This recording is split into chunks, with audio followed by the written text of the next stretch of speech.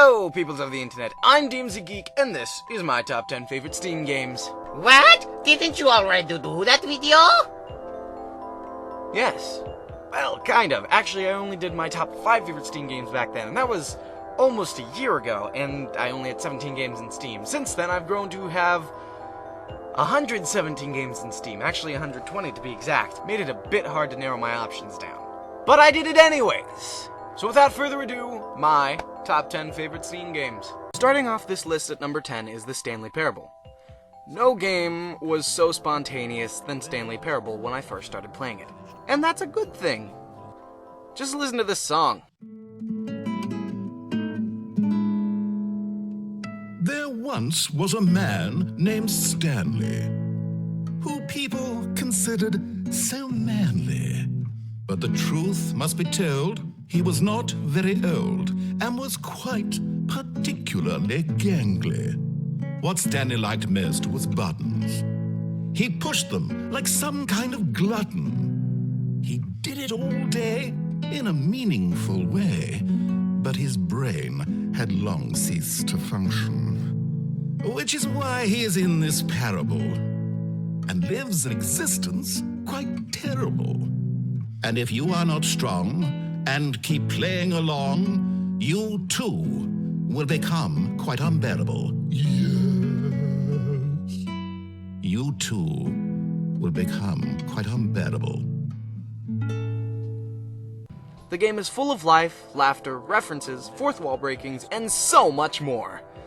I've almost died laughing at some parts, like in the closet. Stanley stepped into the broom closet, but there was nothing here, so he turned around and got back on track.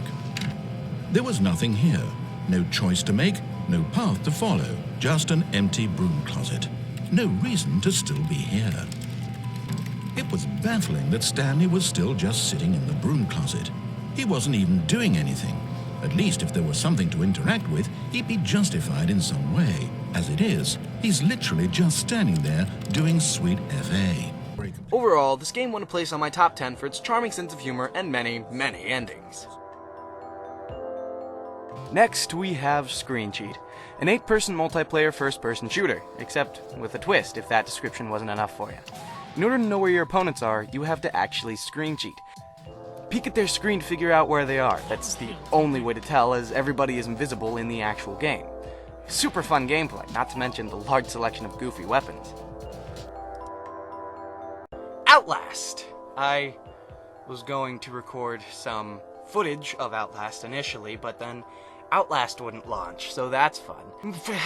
Stop it, Hare! Might as well continue with the video anyways, I'll just talk to you directly. Now, some of you know I love the horror genre when it comes to gaming, so this indie horror title was bound to make it onto this list somehow. It's extremely scary, and it always keeps you on your toes with lots of chases. Lots and lots of chases. That actually might also count as a downside. Next is Cairo. This game was on my top 5 list before, but it's so good I couldn't replace it. Just, bump it down a little. Cairo was a great blend of atmosphere, mystery, and puzzle solving. Also a bit creepy. The hairs on the back of my neck were standing up the entire time I was playing it.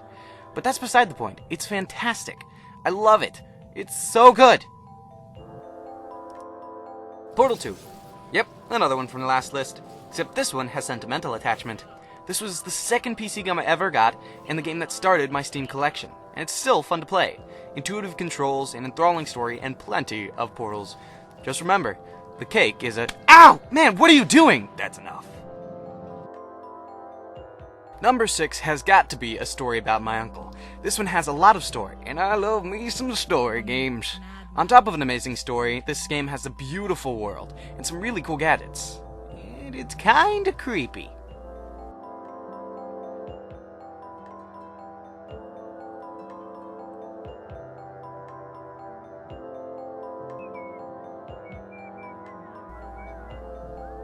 This kept my eyes locked to the computer for days when I first got it. It's full of adventures, and I would really recommend it to anyone looking for a nice story.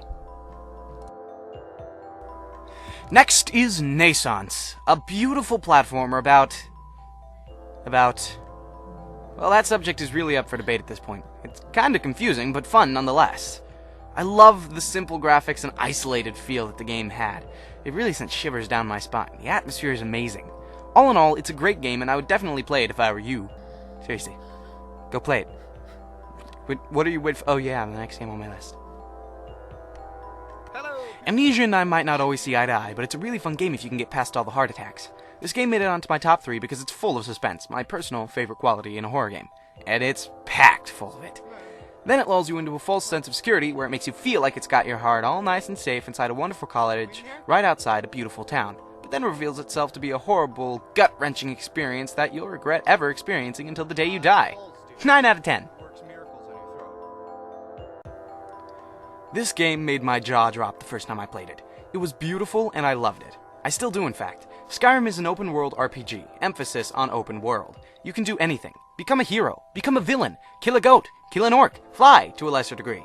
Skyrim is full of possibilities, and I love it and it's wonderful, and buy it. I mean, if you want to. I don't want to seem pushy. I mean, it's not like I'm forcing you to buy it. I'm not even able to... And the final game on this list, my number 1 favorite Steam game is Slender the Arrival. It took an indie title and made it something more.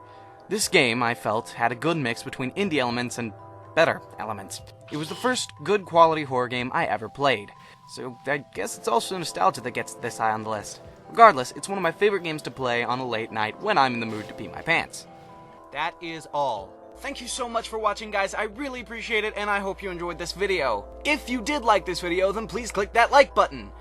Because why not? I mean, if you liked it. But hitting that subscribe button will also help you, because you'll be able to see when I post new videos. Don't forget to follow me on Twitter and Instagram down in the description below. Comment telling me what you thought. I'm DMZ Geek, and this is me bidding you adieu.